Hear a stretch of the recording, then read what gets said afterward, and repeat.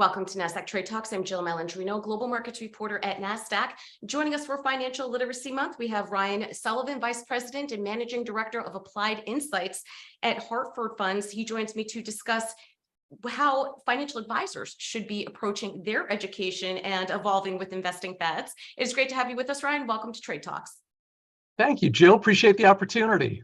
You got it. And when we think about Financial Literacy Month, right, we often think about individual investors. Why is it also important for financial professionals to pursue continuous financial education and be avid learners? Well, I think how you put that is important. Certainly, there's continuing education, what financial advisors need to do to meet, if it's the regulations to keep their license or a designation. But to your point, the continuous learning. I think the best financial professionals that I've interacted with, they look at education, that continuous learning, not as an obligation, but really as an opportunity to keep growing their knowledge, their ability to aid their clients, and to meet those clients' expectations. Clients expect that financial professionals are on top of what's happening in the financial markets with tax or legal reforms. So all things where financial professionals who do set themselves apart by making that effort, continuously learning, I think it serves them well, it serves clients well. You think about the theme this year in 2023 for Financial Literacy Month, which is just this idea of building a financial future, and the keywords that they list with it: build, succeed, grow.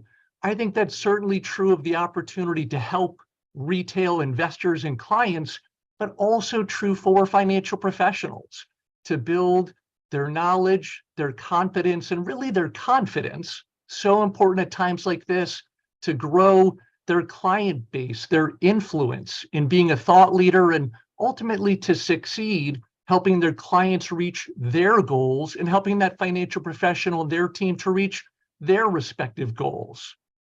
What kinds of resources are available to financial professionals for them to stay up to date on the latest regulation changes and investing fads?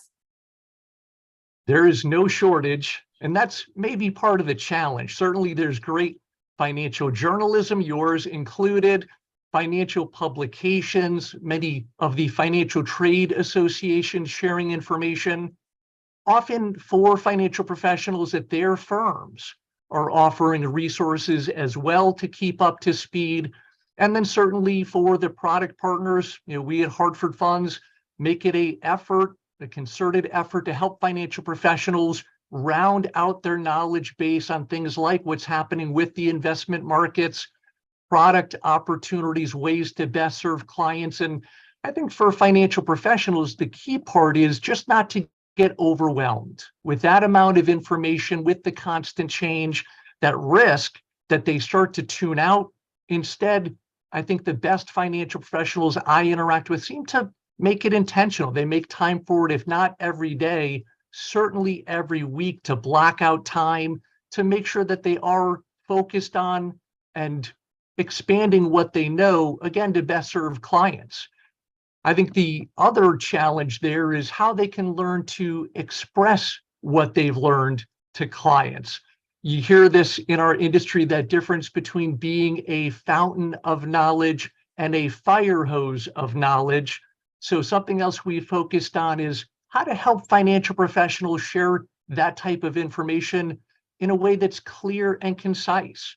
So we'll lead communication workshops to help financial professionals learn to adapt what they say, how they share information in a way that clients can easily understand and then act upon. So then, Ryan, how can financial professionals best educate clients on regulation changes that might impact their financial plan? Well, I think one key way to do that is to have a pattern, have a process to make sure that they're educating on a regular basis. I think it's tough to get clients' attention when you only happen to reach out to them if there is something that's urgent, pressing, versus having the reputation, as many financial professionals do, as being educators, having regular, if it's workshops, webinars, places where clients can go to the financial professional's website and get information, newsletters, podcasts, all ways where professionals can be more intentional with that, have that be something where it's information shared gradually over time. But when things do come up that wind up being headline news that clients might have concerns about, the chance for big tax increases, a market downturn, certainly we'll get some of this with the upcoming presidential election. There, we encourage financial professionals to consider being epic, and I'll explain that, but one framework, how to ensure we're covering the most important things. So EPIC, an acronym that the E is starting with empathy, that for financial professionals who, to all the changes, it becomes somewhat standard, second nature to them, but to understand clients might have an emotional response, financial professionals showing that empathy, that social and emotional IQ is certainly important.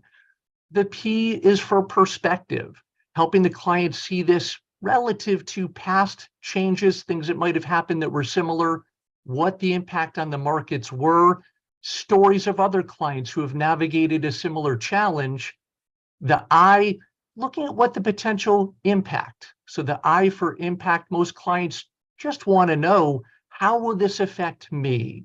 So when the financial professional can drill down, especially when they can do it in the context of the client's own investments, their financial plan, to show very often what may seem like a big concern might have a minor impact on that client's financial plan, their ability to reach their goals. That certainly helps. The C in EPIC for choices, for that financial professional to lay out some opportunities that clients can take, informed choices, the ramifications of each. With that, the client's feeling that they can do something. They're not powerless. Even if the financial professional, after laying that out, gets the response from the client, you know what, given all that, let's stay the course. All things where going through that EPIC framework can help clients get in that right mindset. And finally, in the last minute here, what can financial professionals do in their communities to help advance financial literacy? Well, there's a lot I think financial professionals are already doing. For the ones who do make it an intentional effort to educate, give webinars, workshops, the more that financial professionals leverage things like social media, sharing information that can provide that perspective, having it be that their clients can share that with friends, family, colleagues, all of that helps. But then certainly the more we can educate people who are younger or in underserved communities. So with many schools now having this as a focus, K through 12 in some states, I know financial professionals who have gotten involved in that education, doing, if it's through adult education, helping people as they get closer to retirement who haven't worked with a financial planner, and then financial professionals getting involved through their own organizations, often doing pro bono work, if that's relative to tax preparation, financial planning. I think, again, anytime that financial professionals can help with people who are younger and in underserved communities, it's a great opportunity. I know many are doing that now, but realizing that much of that can be done virtually. I've done some of that myself and have found it, for as busy as we all are, doing that virtually can be a great way to share information in a way that you can input and impact many people at once. All right. Appreciate the insight, Ryan. Thanks for joining us for Financial Literacy Month and on Trade Talks. I'm Jill Malandrino, Global Markets Reporter at Nasdaq. Thanks so much.